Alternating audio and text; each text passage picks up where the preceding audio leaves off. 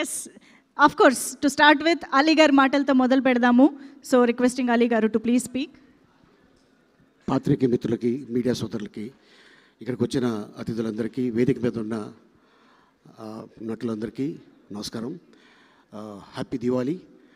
దివాళీ రోజున రాజేష్ గారు ఆయన శివ గారు లూడో బాగా ఆడారు. సో మొత్తానికి లూడో ఆడి సంపాదించుకున్నారు.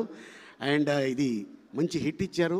అండ్ అలాగే కిరణ్ భవనం కా సినిమా తర్వాత మళ్ళీ ఇంత పెద్ద హిట్టు.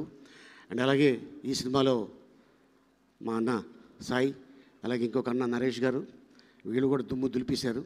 సో ఇందాక రాజుగారు చెప్తున్నారు, ఎస్, ఎందుకంటే దాదాపు వీళ్ళిద్దరూ చైల్డ్ ఆర్టిస్ట్ కాడి నుంచి 50 years పూర్తి చేసుకున్నారు. నన్ను కూడా అడిగారు, లేదన్నా ఇంకొక 2 సంవత్సరాలు పోతే 50 years అవుతుంది, ఎందుకంటే గొప్ప గొప్పలతో నటించారు. గొప్ప యాక్టర్ల ముందు వాళ్ళు ఆ రోజుల్లోనే సాయి కుమార్ అయితే ఎస్వి రంగారావు గారు ముందు కూర్చొని ఉండగా ఒక ఏకనయ అభిపాత్ర చేస్తున్నట్టు తను. అండ్ అంతేకాకుండా ఈ సినిమాలో ఆయన నిర్మాతలకి, డైరెక్టర్కి, నాని ఫస్ట్ సినిమానే హిట్ కొట్టడం, ఎందుకంటే ఇది చాలా ఎనర్జీ వస్తుంది మనిషికి.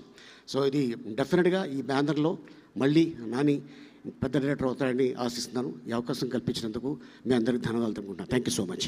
Thank you so much Ali గారు. అలీ గారు లాంటి ఇన్ని డెకేడ్స్గా చేస్తున్నటువంటి యాక్టర్